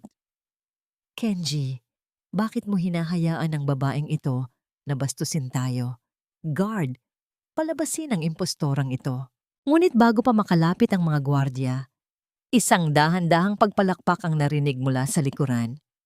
Si Chairman Tanaka, kasama si Attorney Hirochi, ay naglalakad patungo sa gitna ng entablado. Ang lahat ay natahimik, tila ba ang bawat paghinga ay tumigil sa paghihintay ng kanyang sasabihin. Ladies and gentlemen, ang boses ni Chairman Tanaka ay may dalang awtoridad na tila ba isang hatol mula sa langit. Nais ko pong ipakilala sa inyong lahat ang bagong kinatawan ng Tanaka International sa Pilipinas, ang babaeng nagmamay-ari ng pinakamalaking shares sa kumpanyang dating pinamumunuan ni Kenji Sato. Walang iba, kundi si Mrs. Ayaka Sato. Ang mga bulungan ay tila ba isang hangin na mabilis na kumalat sa buong ballroom. Nakita ko ang panlalaki ng mga mata ni Kenji. Ang baso ng alak na hawak niya ay dahan-dahang dumulas mula sa kanyang mga daliri, bumagsak sa sahig at nagkabitak-bitak. Ang pulang likido ay kumalat na parang dugo sa puting alpombra. Wala siyang masabi. Ang kanyang panga ay tila nanigas sa tindi ng gulat at kahihiyan. Ayaka, hindi ito maari. Pabulong na wika ni Kenji. Ang kanyang boses ay puno ng panginginig. Paanong nakuha mo ang lahat ng ito? Hindi ko ito nakuha, Kenji. Ibinalik lang ito sa akin ng tadhana. Sagot ko, habang dahan-dahang lumalapit sa kanya. Dahil ang lahat ng itinayo mo sa ibabaw ng kasinungalingan ay itinakdang gumuho sa harap ng katotohanan. Tinalikuran ko sila sa gitna ng kanilang pagkahiya. Ang bawat hakbang ko palayo ay tila isang paglaya mula sa mga kadenang 15 taon kong dinala. Naramdaman ko ang mga mata ni Mika na puno ng puot at ang hikbi ni Lola Konsolasyon na ngayoy pilit na nagtatago sa anino ng mga kolumna. Ito ang karma na matagal ko nang hinihintay, ang makita silang nilalamon ng sarili nilang kawalan ng halaga sa harap ng mundong pilit nilang niliyag. Ngunit sa gitna ng aking tagumpay, muling sumagi sa aking isipan ang lumang liham na nahanap ko sa aking mesa. Ang pirma sa ilalim nito, ang misteryosong saksi, ay muling nagparamdam ng kaba sa aking dibdib. Sa gitna ng palakpakan at pagbati ng mga tao, tanging ang lihim na yon ang nananatiling madilim na ulap sa aking kalangitan. Sino ang taong may selyo ng aking ama ngunit nagtatago sa likod ng pangalan ng isang kaaway? At bakit tila ang tagumpay na ito ay simula pa lamang ng isang mas malalim at mas masakit na pagtuklas tungkol sa aking sariling pamilya? Ang gabi ay tila hindi matatapos. Ngunit sa bawat liwanag ng kamera na kumikislap, alam kong wala na ang Ayaka na pwedeng saktan. Ang tanging tanong na lang ay handa na ba akong harapin ang katotohanang maaaring sumira pati sa alaala ng aking ama? Tapos na ang lahat, Kenji. Wala na tayong takas. Nilaglag na tayo ng mga bangko at ang mga tauhan ni Chairman Tanaka ay nasa labas na ng pinto. Ang boses ni Mika ay nanginginig, hindi na sa galit, kundi sa purong takot. Nakatayo siya sa gitna ng opisina ni Kenji na dati ay puno ng karangyaan, ngunit ngayon ay tila isang bodega ng mga basurang dokumento. Ang mga kabinet ay nakabukas, ang mga papel ay nakakalat sa sahig, tila mga patay na dahon, at ang malamig na liwanag ng buwan na tumatagos sa bintana ay nagbibigay ng isang malungkot na anyo sa kanilang pagkawasak. Sa kabilang dako ng lunsod, nakaupo ako sa lumang silya ni tatay sa loob ng aming muling nabawing opisina. Hinahawakan ko ang isang tasa ng mainit na tsa. Ang usok nito ay dahan-dahang sumasayaw sa hangin. Tila ba nagbibigay ng katahimikan sa aking naguguluhang isipan. Napaka-ironic na sa silid na ito, kung saan 15 taon akong nanalangin para sa tagumpay ni Kenji, ay dito ko rin dahan-dahang pinapanood ang kanyang pagbagsak. Ipinakita sa akin ni Attorney Hiroshi ang huling ulat ng audit. Hindi lang pala pagnanakaw ng pera ang ginawa ni Kenji. Ang bawat sentimo na kinuha niya mula sa retirement fund ng mga manggagawa ay ginamit niya para suhulan ang mga opisyal, para takpan ang mga anomalya sa konstruksyon ng kanilang mga proyekto. Ang mga gusaling ipinagmamalaki niya ay mga kabaong na naghihintay lamang ng isang malakas na lindol para gumuho. Hindi lang ito basta kaso ng pagnanakaw, ayakasan. Seryosong wika ni Attorney Hiroshi habang itinaturo ang isang serye ng mga pirma sa dulo ng ulat. Ito ay isang sistematikong pagpatay sa dangal ng iyong ama. At ang nakakatakot dito, ang bawat ilegal na transaksyon ay may basbas ng isang taong hindi natin inaasahan. Naramdaman ko ang paglamig ng aking mga daliri. Ang aking paningin ay natuon sa isang pangalan na paulit-ulit na lumilitaw sa mga anino ng bawat dokumento. Sino si RS? Sa aking alaala, Walang sino man sa mga kaibigan ni tatay ang may ganoong inisyal. Ngunit habang tinititigan ko ang lumang telepono ni tatay, isang nakatagong audio file ang dahan-dahang nag-load. Ang tunog ay malabo, puno ng static, ngunit sapat na para makilala ko ang mga boses. Huwag mong kalilimutan, Kenji. Ang boses ay matanda, may awtoridad at may halong banta. Ang kumpanyang ito ay hindi sayo. Ikaw ay isang tauhan lamang. Siguraduhin mong mailipat ang lahat ng assets bago pa malaman ng asawa mo ang tunay na ugnayan namin ng tatay niya. Opo, Tito Raul, gagawin ko ang lahat. Sagot ni Kenji. Ang boses ay puno ng paggalang na hindi niya kailanman ipinakita sa akin. Tito Raul? Ang kapatid ni tatay na matagal nang sinabing namatay sa isang aksidente bago pa ako isilang. Ang aking mundo ay tila umiinog. Ang lahat ng aking inakalang katotohanan tungkol sa aking pamilya ay tila isang malaking sining ng pagpapanggap. Ang aking ama ay hindi lang pala biktima ni Kenji, kundi biktima rin ng sarili niyang kadugo. Sa gitna ng aking pagmuni-muni, ang katahimikan ng gabi ay nabasag ng tunog ng aking telepono. Isang video call mula sa isang hindi kilalang numero. Nang sagutin ko ito, nakita ko si Lola Consolacion. Ang kanyang mukha ay basang-basa ng luha, ang kanyang mga hiyas ay wala na. At siya ay nakaluhod sa sahig ng kanilang mansyon, habang ang mga pulis ay naglalagay ng yellow tape sa paligid. Ayaka, anak, maawa ka, hikbi niya. Ang boses ay halos hindi na lumalabas. Patawarin mo kami. Kunin mo na ang lahat. Huwag lang kaming ipakulong. Si Kenji, nawawala na siya sa sarili. Mika is leaving him. At ang lahat ng pera namin ay naka-freeze na. Wala kaming makain, Ayaka. Tiningnan ko siya sa screen ng walang kahit anong emosyon. Ang awa na dati ay madali kong ibinibigay ay tila natuyo na kasama ng aking mga sakripisyo. Mama, ang pagkain ay nakukuha sa pagtatrabaho, hindi sa pagnanakaw. Mahinahon kong sagot. Ang bawat butil ng kanin na kinain nyo sa loob ng 15 taon ay galing sa pawis ng mga taong pinagkaitan nyo. Ngayon, lasapin nyo ang gutom na naranasan nila.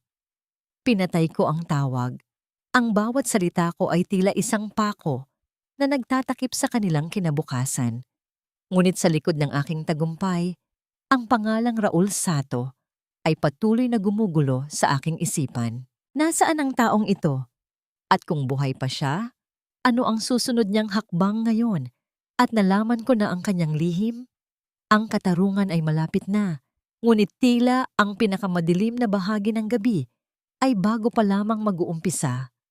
Handa na ba akong harapin ang katotohanan na baka ang aking buong buhay ay itinayo sa isang pundasyon ng mga lihim ng aking sariling pamilya? Kahit kailan, hindi kita minahal, Kenji. Isa ka lang hagdan para maabot ko ang marangyang buhay na pangarap ko. Ngayong gumuho na ang hagdan, bakit pa ako mananatili sa tabi mo? Ang mga salitang yon ni Mika ay tumama sa mukha ni Kenji na tila isang malakas na sampal. Mas masakit pa kaysa sa anumang pisikal na dusa. Nakatayo sila sa gitna ng kanilang magulong kwarto, kung saan ang mga mamahaling gamit ay nakakalat na parang mga basura. Hawak-hawak ni Kenji ang braso ni Mika. Ang kanyang mga mata ay puno ng pagsusumamo. Ang parehong pagsusumamo na binaliwala niya mula kay Ayaka noong gabing itinapon niya ito sa ulan. Mika, please! Huwag mo akong iwan. Ibinigay ko ang lahat sa'yo. Tinalikuran ko si Ayaka. Tinalikuran ko ang dangal ko para sa atin. Hikbi ni Kenji. Ang kanyang boses ay nanginginig sa desperasyon. Iyon na nga ang problema, Kenji. Tugon ni Mika habang marahas na binabawi ang kanyang braso. You gave up everything. And now you have nothing left to give me. I don't stay with losers. Sa kabilang dako, sa loob ng isang madilim na silid sa paliparan, nakatayo ako sa likod ng isang one-way glass. Pinapanood ko ang bawat galaw ni Mika sa CCTV habang sinusubukan niyang lumusot sa immigration bit-bit ang isang malaking designer bag na punong-puno ng mga alahas at cash Mga huling tira ng kayamanan ni tatay na sinubukan niyang itakas. Kasama ko si Attorney Hirochi. Ang kanyang mukha ay seryoso habang tinitingnan ang monitor. Naramdaman ko ang isang malalim na kirot sa aking puso. Hindi dahil sa selos, kundi dahil sa matinding panghihinayang. Pinanood ko si Mika na dahan-dahang pinalilibutan ng mga operatiba ng NBI sa gitna ng departure area. Ang kanyang mukha na dati ay puno ng yabang ay napalitan ng purong lagim nang marinig niya ang pagbasa ng kanyang mga karapatan. Lumabas ako mula sa anino at dahan-dahang lumakad patungo sa kinaroroonan niya. Ang bawat hakbang ng aking takong sa makintab na sahig ng airport ay tila isang malakas na pintig ng katarungan. Nang magtama ang aming mga mata, nakita ko ang pagguho ng huling kuta ng kanyang pagkatao. Ayaka! Please, Ayaka! Sabihin mo sa kanila na nagkakamali sila. I'll give it all back, just let me go! Sigaw ni Mika. Ang kanyang boses ay umaalingaw-ngaw sa buong terminal. Nakakakuha ng atensyon ng mga biyahero. Mika, ang katarungan ay hindi parang damit na pwede mong hubarin kapag ayaw mo na. Mahinahon kong sabi. Ang aking boses ay matatag. Tila isang malalim na dagat na payapa sa ibabaw, ngunit may dalang tindi sa ilalim. Ang perang hawak mo ay hindi sa iyo. Iyan ay para sa mga manggagawang pinagkaitan nyo ng kinabukasan. Kinuha ng mga opisyal ang bag ni Mika. Doon, sa gitna ng mga hiyas, ay may isang maliit na itim na kwaderno. Nang buksan ko ito, nakita ko ang mga detalye ng mga transaksyon sa ilalim ng pangalang Raul Sato. Ang aking puso ay tila tumigil sa pagtibok nang mabasa ko ang huling entry. Final payoff to Kenji for the Sato Inheritance Disposal. Approval by RS. Doon ko napagtanto ang lahat. Hindi lang pala si Mika ang nanggamit. Lahat sila. Si Kenji, si Mika, maging si Lola Consolacion ay mga piyesa lamang sa isang mas malaking laro na pinapatakbo ng aking sariling tiyuhin mula sa anino. Ang pagguho ng kanilang mundo ay simula lamang ng pagbubukas ng isang mas madilim na katotohanan. Habang pinapanood ko si Mika na kinakaladkad palabas ng terminal, naisip ko si Kenji na naiwang mag-isa sa kanyang gumuho na kaharian. Ang lahat ng kanilang kasinungalingan ay nagwakas sa isang malamig na rehas. Bakit nga ba ang taong pinili nating mahalin ang siya ring may kakayahang sumira sa atin ng lubusan? At hanggang saan ang kayang gawin ng isang tao para sa kapangyarihan kahit na ang kapalit nito ay ang sarili niyang dugo at laman? Ang mga lihim ng nakaraan ay unti-unti nang lumalabas sa liwanag, ngunit ang bawat sagot na aking nahanap ay tila nagdadala ng mas marami pang katanungan. Nasaan si Raul Sato? At bakit tila ang kanyang anino ay unti-unti nang lumalapit sa akin ngayong wala na ang kanyang mga tauhan? Ayaka, patawarin mo ako. Naakit lang ako, nalito, pero ikaw pa rin ang asawa ko. Please, huwag mo namang hayaang mabulok ako sa kulungan. Ang boses ni Kenji ay parang isang gasgas na violin, puno ng desperasyon, nanginginig, at nawawala sa tono. Nakaluhod siya sa harap ko, sa gitna ng sala ng aming dating mansyon na ngayon ay wala ng laman. Ang mga mamahaling muebles ay nakuha na ng mga kreditor, at ang bawat boses na umaalingaw-ngaw sa paligid ay tila ba nagpapaalala sa akin ng lahat ng hapdi na tiniis ko sa loob ng bahay na ito. Tumingin ako sa kanya mula sa aking kinatatayuan. Ang suot kong asul na terno ay walang bahid ng dumi. Ang bawat tahi nito ay sumisimbolo sa aking bagong pagkatao. Samantalang siya, ang dating makisig na CEO, ay nakasuot na lamang ng isang maruming t-shirt. Ang kanyang mga mata ay lubog at may nangingitim na paligid dahil sa puyat at takot. Ang kanyang mga kamay, na dati ay marahas na nagtulak sa akin palabas ng pinto, ngayon ay nakakapit ng mahigpit sa aking mga paa. Tila ba ako ang kanyang huling lifeline sa gitna ng malalim na dagat. 15 taon, Ayaka. Hikbi niya, habang ang kanyang mga luha ay tumatulo sa aking sapatos. Isipin mo ang 15 taon nating pagsasama. Hindi ba pwedeng kalimutan na lang natin ang lahat at magsimulang muli? I'll make it up to you. I promise. Gagawin ko ang lahat ng gusto mo. Dahan-dahan kong iniyuko ang aking ulo para tignan siya ng direkta sa kanyang mga mata. Naramdaman ko ang pagpintig ng aking dibdib. Hindi dahil sa pagmamahal, kundi dahil sa matinding panghihinayang na minsan ko nang ibinigay ang aking buong mundo sa taong nasa paanan ko ngayon. Kenji, ang boses ko ay kalmado. Tila ba isang mahinahong simoy ng hangin bago ang isang bagyo? Naaalala mo ba noong gabing itinapon niyo ako sa ulan? Noong sinabi mo na ang tanging halaga ko ay isang lumang kasangkapan? Naalala mo ba noong sinabi niyo ni Mika na isa lang akong katulong na may suot na singsing? Sandaling natigilan si Kenji. Ang kanyang mga labi ay nanginginig. Pilit na naghahanap ng mga salita na hindi niya mahanap. Noong mga sandaling iyon, Kenji, hindi mo iniisip ang 15 taon. Pagpapatuloy ko, ang bawat salita ko ay may dalang talim ng katarungan. Mas pinili mong saktan ang babaeng bumuo sa'yo para sa panandaliang pagnanasa.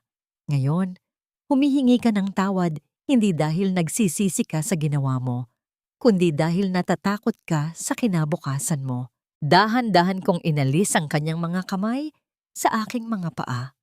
Ang bawat daliri niya na bumibitiw sa aking balat ay tila ba isang kadenang dahan-dahang napuputol.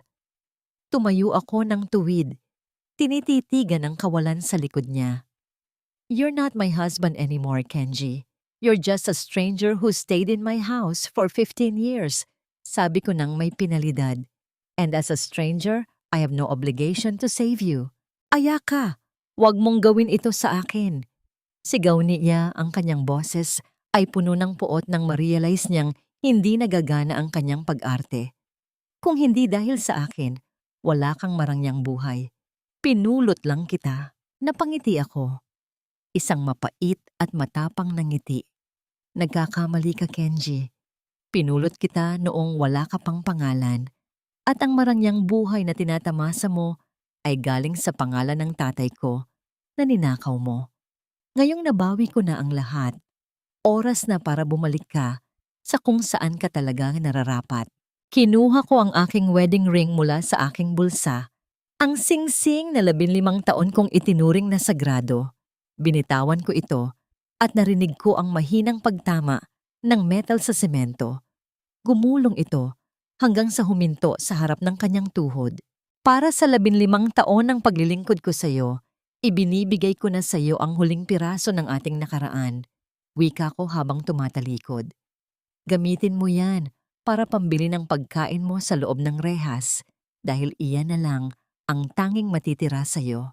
Habang naglalakad ako palabas ng mansyon, naririnig ko ang kanyang mga sigaw at mura, ang tunog ng kanyang kamao na humahampas sa malamig na sahig. Ngunit sa bawat hakbang ko palayo, ang bigat sa aking dibdib ay dahan-dahang nawawala. Ang sikat ng araw sa labas ay tila ba nagbibigay ng bagong liwanag sa aking landas. Ngunit bago pa ako makarating sa aking sasakyan, isang lalaking nakauniporme ng pulis ang lumapit sa akin. May hawak siyang isang envelope na may selyo na hindi ko inaasahan. Mamaya ka. Nahanap na po namin ang huling location ni Raul Sato. Ngunit may isang problema. Bago pa namin siya maabutan, may nauna na sa amin. Isang tao na matagal na raw ninyong hinihintay. Ang aking puso ay muling bumililis ang pintig. Sino ang taong ito na laging nauuna sa bawat galaw ko? At ano ang kinalaman ng huling lihim ni tatay sa taong nagpapakilalang kaalyado ko? Huwag kang lumapit, Ayaka. Alam mo ba kung anong hirap ang dinanas ko sa anino ng tatay mo? Siya ang laging magaling. Siya ang laging bida habang ako ay itinuring na basura. Ang boses ni Raul Sato ay nanginginig sa puot habang nakatayo siya sa gitna ng lumang opisina ng aking ama. Ang orihinal na opisina kung saan nagsimula ang lahat bago ito naging isang malaking kumpanya. Ang amoy ng alikabok at lumang papel ay humahalo sa amoy ng takot na nanggagaling sa kanya. Sa harap niya, si Chairman Tanaka ay nakatayo ng kalmado. Ang kanyang mga kamay ay nasa likuran. Tila ba pinapanood lamang ang isang batang nagwawala. Dahan-dahan akong humakbang papasok sa silid. Ang bawat tapak ng aking sapatos sa kahoy na sahig ay naglalabas ng isang malalim na tunog. Tila ba bawat hakbang ay pagbubukas ng mga sugat na 30 taon nang nakatago. Tumingin ako sa aking tiyuhin. Ang lalaking akala ko ay matagal nang wala. Ang lalaking naging utak ng bawat luhang pumatak sa aking mga mata. Tito Raul, ang boses ko ay matatag, tila isang hatol na hindi mababali. Ang galit mo kay tatay ay hindi dahilan para nakawin mo ang kinabukasan ng sarili mong kadugo. Ginamit mo si Kenji, ginamit mo ang kahinaan niya para lang sirain ang legacy ng kapatid mo. Pero tignan mo ang sarili mo ngayon. Nagtatago sa isang abandonadong bodega, mag-isa at walang kahit sino. Hindi mo alam ang lahat. Bulyaw ni Raul. Habang pilit na kinakalkal ang mga dokumento sa mesa, naghahanap ng paraan para makatakas. Ang tatay mo, siya ang unang nagnakaw sa akin. Ang kumpanyang ito ay dapat sa aming dalawa. Pero itinira niya ang lahat para sa'yo. Dahil alam niya kung sino ka talaga.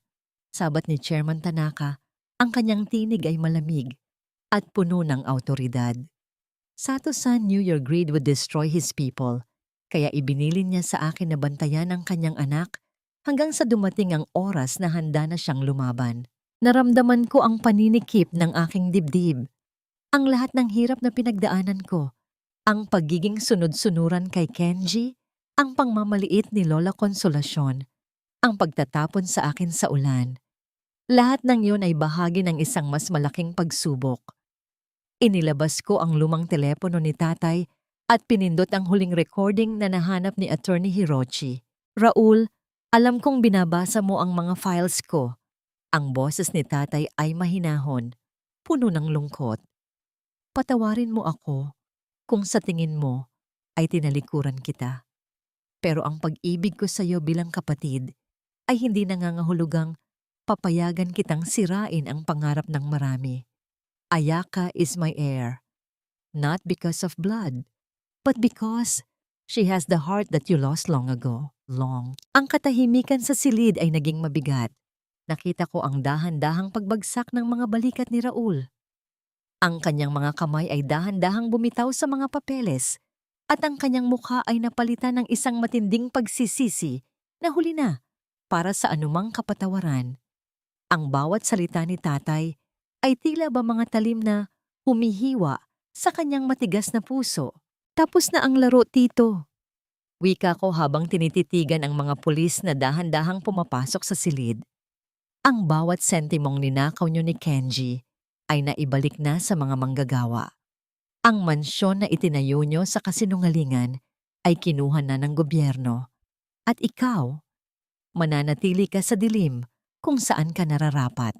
Habang pinalalabas si Raul sa loob ng gusali, tumigil ako sa tapat ng lumang desk ni tatay. Hinaplos ko ang kahoy nito, naramdaman ang bawat gasgas at marka na iniwan ng panahon. Sa ilalim ng isang tago na drawer, may isang maliit na litrato. Isang lumang larawan naming tatlo. Si tatay, ako noong bata pa, at si Raul na nakangiti pa noon. Isang butil ng luha ang pumatak sa aking pisngi. Ngunit sa pagkakataong ito, hindi ito luha ng pighati. Ito ay luha ng paglaya. Ang multo ng nakaraan ay dahan-dahan nang naglalaho, kasama ng papalubog na araw sa labas ng bintana. Chairman, tawag ko kay Tanaka na nakatayo sa tabi ng pinto. Salamat sa pagtupad sa pangako mo kay tatay. Ang pasasalamat ay para sa iyo, Ayaka-san. Sagot niya ng may tipid na ngiti. Dahil pinili mong bumangon sa halip na sumuko. Pero bago tayo tuluyang umalis, may isang huling sorpresa na naghihintay sa iyo sa labas. Isang tao na hindi tumigil sa paghahanap sa iyo. Sino ang taong ito? Sa gitna ng pagkawasak ng lahat ng aking inakalang pamilya, mayroon pa nga bang natira na tunay na nagmamahal sa akin? O ito ba ay isang panibagong simula na hindi ko kailanman inaasahan? Ang hangin sa labas ay tila nagdadala ng amoy ng bagong pag-asa, ngunit ang kaba sa aking dibdib ay hindi pa rin nawawala. Handa na ba akong buksan muli ang aking puso pagkatapos ng lahat ng kataksilan? Ang sikat ng araw na tumatagos sa malaking bintana ng aking bagong opisina ay tila ba isang mainit na yakap na nagpapahayag na tapos na ang mahabang gabi ng aking paghihirap. Wala na ang amoy ng alikabok at panis na pagkain. Ngayon, ang paligid ay puno ng bango ng mga sariwang bulaklak na puting rosas, ang paboritong bulaklak ng aking ina. Sa ibabaw ng aking mesa, nakita ko ang pahayagan ngayong umaga. Ang balita sa harapan ay tungkol sa pagbagsak ng imperyo ni Kenji Sato at ang pagkakadakip kay Raul Sato. Ang bawat salita sa artikulo ay tila ba mga huling tuldok sa isang masakit na kabanata ng aking buhay. Narinig ko mula kay attorney Hirochi na si Lola Consolacion ay nananatili na ngayon sa isang maliit na shelter para sa mga matatanda, malayo sa karangyaan na dati niyang ipinagmamalaki, habang si Mika ay nahaharap sa mahabang taon sa loob ng rehas dahil sa pagnanakaw at estafa. Hindi ako nakaramdam ng kagalakan sa kanilang pagdurusa. Ang naramdaman ko ay isang malalim na kapayapaan, ang uri ng katahimikan na dumarating lamang kapag ang lahat ng dumi ay nalinis na ng baha ng katarungan. Ma'am Ayaka, nandito na po ang mga kinatawan mula sa unyon ng mga manggagawa. Wika ng aking bagong sekretarya, si Sarah, sa isang malambing na tono. Tumayo ako at lumabas ng opisina. Pagdating ko sa lobby, sinalubong ako ng masigabong palakpakan mula sa mga taong dati ay tinalikuran at inapi ni Kenji. Nakita ko si Mang Rodel na may luha sa mga mata. Hawak ang kanyang unang buong sweldo matapos ang mahabang panahon. Sa bawat kamay na aking kinakamayan, naramdaman ko ang tunay na kahulugan ng tagumpay. Hindi ito tungkol sa pera o sa titulong chairperson. Ito ay tungkol sa pagbabalik ng dangal sa mga taong nawalan ng pag-asa. Salamat, Ayaka, bulong ni Mang Rodel. Tunay kang anak ng iyong ama. Matapos ang pulong, nagpa siya akong maglakad-lakad sa dalampasigan malapit sa aming lumang rest house. Ang tunog ng mga alon na dahan-dahang humahalik sa buhangin ay tila ba isang kanta ng paghilom. Dala ko ang lumang telepono ni tatay. Pinagmasdan ko ito sa huling pagkakataon bago ko ito dahan-dahang inilapag sa isang maliit na kahon ng mga alaala. Nagawa na nito ang kanyang tungkulin. Ang mga lihim na itinatago nito ay naging liwanag sa aking madilim na landas. Sabi ko na nga ba, dito kita matatagpuan. Isang pamilyar at malalim na boses ang narinig ko mula sa aking likuran. Lumingon ako at nakita ang isang lalaking nakaputing polo. Ang kanyang mga mata ay nagniningning sa ilalim ng papalubog na araw. Si Elias, ang matapat na apprentice ng aking ama na ipinadala sa Japan. Maraming taon na ang nakalilipas para mag-aral. Ang lalaking palihim na tumulong kay Chairman Tanaka para bantayan ako mula sa malayo. Elias, ang boses ko ay bahagyang nanginginig sa halo-halong emosyon. Ikaw pala ang taong tinutukoy ni Chairman. Lumapit siya sa akin. Ang bawat hakbang niya sa buhangin ay tila ba nagdadala ng isang pangako ng katapatan na hindi ko naramdaman kay Kenji. Tumigil siya sa aking harapan. Sapat na ang layo para irespeto ang aking espasyo, ngunit sapat na malapit para maramdaman ko ang init ng kanyang presensya. Matagal kong hinintay ang pagkakataong ito, Ayaka. Wika niya ng may katapatan. Ang makita kang muli na nakatayo ng matatag, malaya sa mga taong nagnakaw ng iyong nangiti. Ang iyong ama. Lagi niyang sinasabi sa akin na ikaw ang pinakamahalagang hiyas ng pamilya Sato. At tama siya. Dahan-dahan niyang iniabot ang kanyang kamay, hindi para humingi ng anuman, kundi bilang isang paanyaya. Handa ka na bang sumulat ng bagong kwento? Isang kwento kung saan ikaw naman ang bida at wala ng luhang kailangang dumanak? Tumingin ako sa kanyang kamay, pagkatapos ay sa malawak na dagat. Ang kulay kahel na langit, ay tila ba isang canvas ng panibagong simula. Ang 15 taon ng aking sakripisyo ay hindi nawala ng saysay dahil itinuro nito sa akin kung paano pahalagahan ang tunay na pag-ibig at ang sarili kong halaga. Inilagay ko ang aking kamay sa kanyang palad. Malambot ang kanyang pagkakahawak, tila ba iniingatan ng isang mamahaling kristal. Hindi ko alam kung ano ang dala ng kinabukasan, ngunit sa unang pagkakataon, sa loob ng mahabang panahon, hindi na ako natatakot. Ang Ayaka, na dating biktima, ay wala na. Ang nakatayo ngayon ay isang babaeng marunong lumaban, marunong magpatawad sa sarili, at handang muling magmahal sa paraang tama at nararapat. Handa na ako, Elias. Nakangiti kong sagot. Habang naglalakad kami palayo sa dalampasigan, ang bawat bakas ng aming mga paa sa buhangin ay dahan-dahang binubura ng tubig. Tila ba sinasabi ng mundo na ang nakaraan ay dapat nang hayaang tangay ng agos. Ang tanging mahalaga ay ang bawat hakbang patungo sa liwanag ng isang bagong liwayway. 1 taon na ang mabilis na lumipas mula nang gumuho ang mga pader ng kasinungalingang itinayo ni Kenji at ng kanyang pamilya. Sa loob ng panahong iyon, ang bawat araw ay naging bahagi ng aking unti-unting paghilom. Hindi naging madali ang magtanggal ng mga pilat sa puso. Ngunit sa bawat paghinga ko ng malalim, nararamdaman ko ang kalayaan na 15 taon kong ipinagkait sa aking sarili. Nakatayo ako ngayon sa harap ng puntod ng aking ama. Ang damo sa paligid ay luntiang-luntian at ang ihip ng hangin ay tila ba nagdadala ng mga bulong ng pagbati mula sa kabilang buhay. Inilapag ko ang isang pumpon ng sariwang bulaklak at dahan-dahang hinaplos ang nakaukit na pangalan ni tatay. Tay, tapos na ang laban, pabulong kong wika, habang ang isang payapang senyalis ng ngiti ay gumuguhit sa aking mga labi. Nagawa nating linisin ang iyong pangalan. Ang kumpanya ay maayos na at ang mga manggagawa ay hindi na natatakot para sa kanilang kinabukasan. Tinanong ko ang aking sarili, napatawad ko na ba sila? Habang tinitignan ko ang huling ulat tungkol kay Kenji na ngayon ay nagsisilbi ng kanyang sentensya sa loob ng rehas, napagtanto ko na ang pagpapatawad ay hindi nangangahulugang pagbabalik sa dati.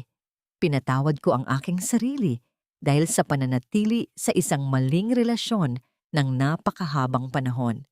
Pinatawad ko ang nakaraan dahil doon ko natutunan kung gaano ako kalakas. Kay Kenji at Lola Consolacion, hinayaan ko na ang batas at ang tadhana ang humusga sa kanila. Ang galit na dating sumasakal sa akin ay pinalitan na ng isang malalim na pag-unawa na ang bawat tao ay may kanya-kanyang pananagutan sa kanilang mga gawa. Nakahanap na ba ako ng kapayapaan? Oo, ang kapayapaan ay hindi ang kawalan ng gulo, kundi ang kakayahang manatiling buo sa gitna ng anumang bagyo. Ngayon, hindi na ako natatakot na mag-isa. Natutunan kong yakapin ang aking sariling halaga nang hindi umaasa sa validation ng ibang tao. Ang mansyon na dati ay kulungan ko ngayon ay isang tahanan na puno ng tawanan at tunay na malasakit. Naramdaman ko ang isang mainit na kamay na dahan-dahang pumatong sa aking balikat. Hindi ko na kailangang lumingon para malaman kung sino iyon. Ang amoy ng kanyang pabango na tila ba sariwang kahoy at dagat ay sapat na para bigyan ako ng katiyakan. Ayaka, handa na ang lahat para sa dedication ceremony ng bagong foundation. Wika ni Elias, ang kanyang boses ay puno ng paghanga at pagmamahal. Salamat, Elias. Sagot ko habang humaharap sa kanya. Salamat. Dahil nandito ka sa bawat hakbang ko. Lagi akong nandito, Ayaka. Hindi dahil kailangan mo ako, kundi dahil gusto kong masaksihan ang bawat tagumpay ng reynang muling bumangon. Nakangiti niyang tugon. Ang aral na iniwan sa akin ng lumang telepono ni tatay ay simple lamang. Ang katotohanan ay maaaring itago, ibaon sa limot, o balutin ng kasinungalingan, ngunit kailanman ay hindi ito mapapatay. Ang bawat sakripisyo ng isang babae ay may hangganan at ang tunay na pag-ibig ay hindi nanunupil, kundi nagpapalaya. Ang ating pagkatao ay parang isang ginto. Kailangang dumaan sa matinding apoy para lumabas ang tunay na ningning. Huwag matakot sa pagsubok dahil doon natin malalaman kung gaano kalalim ang ating kakayahang magmahal at kung gaano katayog ang ating pangarap. Habang naglalakad kami ni Elias palayo sa sementeryo, bit-bit ang mga alaala ng nakaraan at ang pag-asa ng kinabukasan, alam kong wala ng dahilan para lumingon pa sa dilim. Ang kwento ni Ayaka na api at talunan ay natapos na.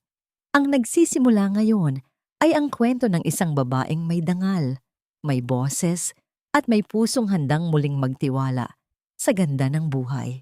Sa bawat pagsikat at paglubog ng araw, napatunayan ko na ang pinakamagandang hiyas na maaari nating isuot ay hindi diamante o ginto, kundi ang isang malinis na konsensya at isang pusong marunong tumayo mula sa sarili nitong pagkawasak.